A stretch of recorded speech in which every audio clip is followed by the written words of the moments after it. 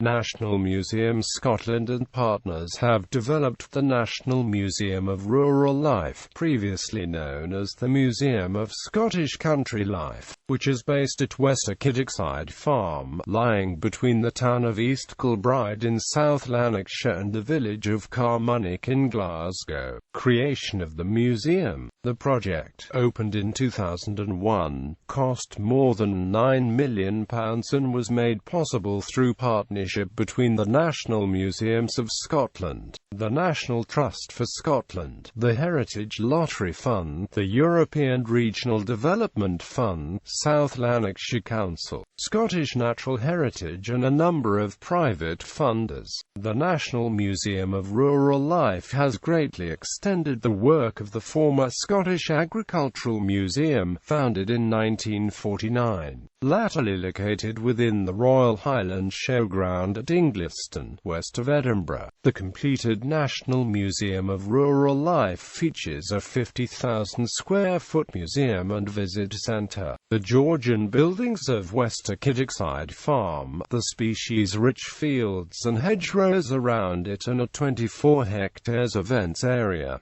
Lairds of Kittochside. The 44 hectares farm was gifted in 1992 to the National Trust for Scotland by Mrs. Margaret Reid, who had run the farm for many years with her late husband James, the last of 10 generations of Reeds. The Reeds, as Lairds of Kittochside, farmed the property over a period of 400 years from 1567 to 1992. Originally, John Reid, previously the tenant, had purchased the lands of Kittochside in 1567 from the Robert Muir, Laird of Caldwell. Muir tried to take back the lands by force, and after burning down Kittochside the case came to be adjudicated at the Privy Council of James VI in 1600, the result being that Robert Muir was jailed for 6 months but was released after paying a fine of 500 merks to John Reid with a promise of 10-15 merks on the 11th of November 1600, and then the Reeds were free to develop the farm buildings and lands. During the Covenanting troubles the Reeds were prominent, and they fought against the king at the Battle of Bothwell Brig in 1679.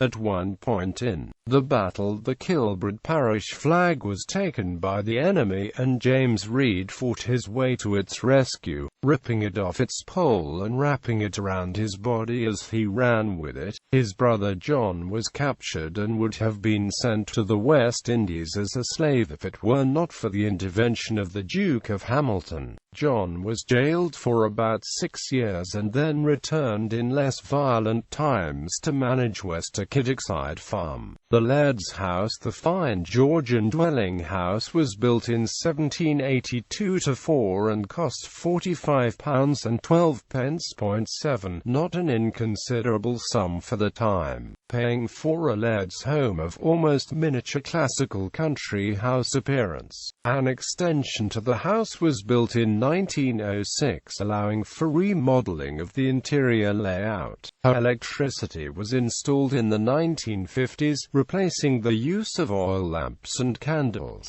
The interior of the house has been left as it was in the 1950s. Some of the buildings have carved ball finials on the gable ends as per the architectural fashion of the time. The finial can also function as a lightning rod, and was once believed to act as a deterrent to witches on broomsticks attempting to land on one's roof. On making her final landing approach to a roof, the witch, spotting the obstructing finial, was forced to sheer off and land elsewhere. Both the house and the farm stand on an exposed hilltop and are screened from the elements by mature trees, a particularly fine old sycamore plane being prominent amongst them. Wester Kittochside Farm. Farm buildings. The north and west ranges were built in 1782-4 by John Reid. The North Range stands on the foundations of an earlier building, probably a 17th-century longhouse. The small byre was re-roofed and upgraded in the mid-19th and early 20th centuries. The corn barn still has its thrashing floor where a flail would have been used by hand until a horse engine and thrashing machine was installed in around 1820 to 1840. This was in turn replaced in 1860 by the present thrashing mill. Finally, around 1870, travelling mills made even this mill redundant. The sixth laird was involved in quarrying and limestone burning, hence the need for a stable with room for 3 horses and loose box, with a loft above. Various modifications took place over the years and a Dutch barn was built in 1949.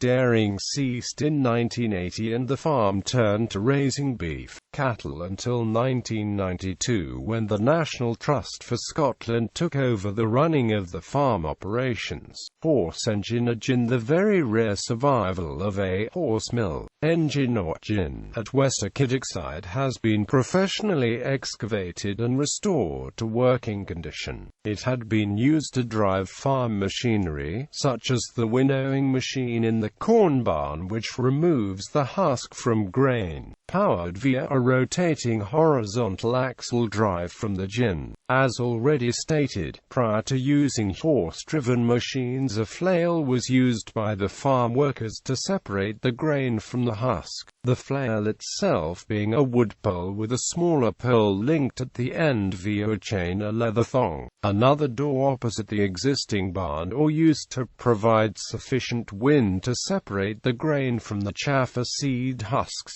Bothy. A single room to house a bachelor farm servant was called a bothy. The example at Wester Kittochside was used as a tack room in the early 20th century, but came back into use during the Second World War when it was used as quarters for a German prisoner of war, Heinrich Luckel, who remained in contact with the Reed family for many years after the end of the conflict. Dovecot, cart and gig sheds. A typical dovecot to dovecot is located above the door of the cart shed building. The dovecot is a typical feature of country estates, as the right to build one was strictly limited to the major landowners initially, and only later were small freeholders permitted to build them. At a more recent date, tenants could sometimes gain permission from the landlord to build dovecots to provide food or to add a picturesque feature to the properties. In the Middle Ages, dovecots or pigeon houses were a badge of manorial privilege and distinctive, are often very ornate buildings were constructed. The Kittochside dovecot is a simple and practical design. However, the problem of the pigeons feeding off the farm crops still had to be balanced against the benefits of the all-year-round meat supply that the dovecot provided. A lean-to-gig shed was built at the north end of the stable in the early 19th century. Stathel. Wester Kittochside has 2 stathels, both made in Edinburgh. The structure is basically a cast-iron version of a set of staddle stones with its upper wooden framework. These rare survivals are still in use for supporting ricks, keeping the material well aired and dry underfoot, as well as free from rats and mice which cannot run up the legs of the structure and make it up and over the mushroom-shaped tops and ends, into the hay, etc. Whinstone. Lying outside in the farm courtyard is a large oval sandstone object with metal attachments on its central axis. This was used to crush winter gorse in a shallow trough, the stone being dragged up and down by a horse, making the spiny and tough branches of the plant suitable for use as animal feed.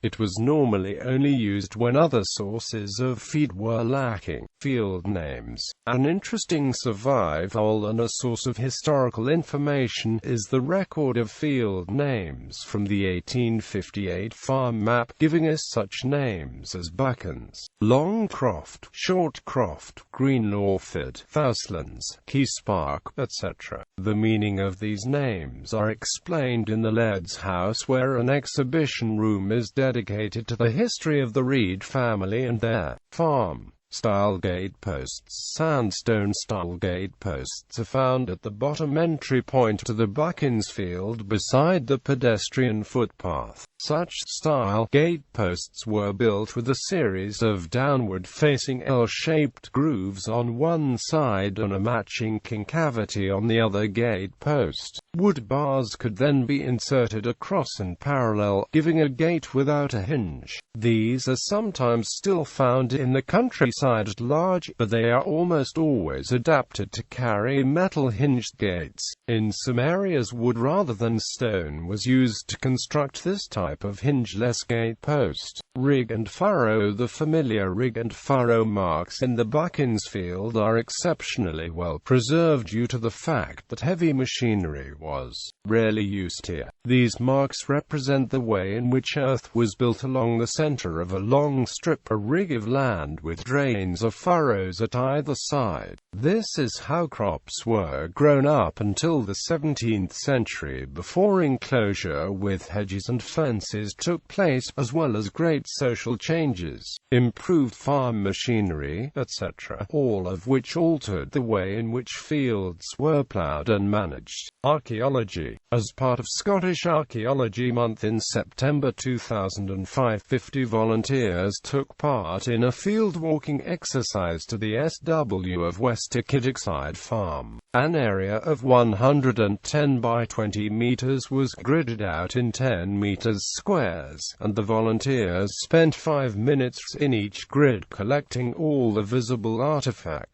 Most of the artifacts recovered are of 19th century origin. These include white and brown glazed pottery, stoneware, bottle and window glass, porcelain figurines, clay pipes and roof slates. More unusual finds include beads, buttons, burnt bone, lead, toy soldiers, medieval green glazed pottery and flint. Most of these items would probably have come from the night soil deposited on the midden and then spread with the manure from the farmyard midden. Exhibition building and collections. The exhibition building was designed by Page Park Architects and constructed in 1998 to 2001 on newly purchased land. It is designed to reflect its links with the world of agricultural and nature, with large sliding entrance doors giving access to a wood-clad barn-like building. The other outer walls appear to be whitewashed, and the lower portion of almost the whole of one side appears to be open to the ground outside, echoing the design of typical barns, cart sheds,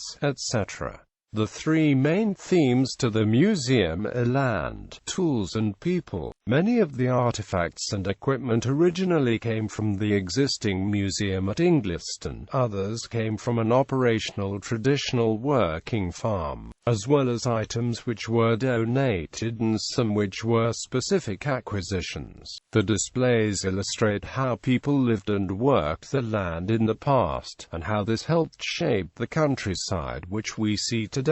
The museum also includes items which highlight the folklore aspects of the farming way of life, including a cup-marked stone, a collection of charms and many other display items. Specifically themed exhibitions include agricultural tools and equipment, clothing, toys, musical instruments, and household items. Amongst the preserved machinery is the reaping machine invented by Patrick Bell, the earliest surviving example of an iron plough invented by James Small, and the best collection of combine harvesters in Europe, mostly housed in an area which can be visited upon request. The High Breck of Rendell Mill is a permanent exhibit. It is the oldest known surviving thrashing mill in the world. The museum has a large collection of scale and other models from the Highland Society and other sources relating to farm machinery, water wheels, etc. Visitor experience. A day at the National Museum of Rural Life gives an opportunity for visitors to get back to the land and experience the traditional traditional way of life as it was on the rural and partly mechanized Scottish farm of the 1950s. Ploughing, sowing, haymaking and harvesting are all carried out on this working farm. Interpretation guides enable visitors to understand and appreciate the many activities which are part and parcel of the Scottish farming year. Tractor rides take visitors to the farm where they can also see the herd of pedigree Ayrshire cattle which calve from January to March being milked every day at 3 p.m. and the Kittochside flock of Scottish blackface ewes which lamb in early April. An annual programme is offered of demonstrations of country skills, workshops and ranger-guided walks. Activities are spread throughout the year, such as the heavy horse show, the tractor show, the horseshoeing competition, the sheepdog trials, Kittochside Fair, Toy Track Scotland, Christmas at the farm, the Halloween party, willow harvest, etc.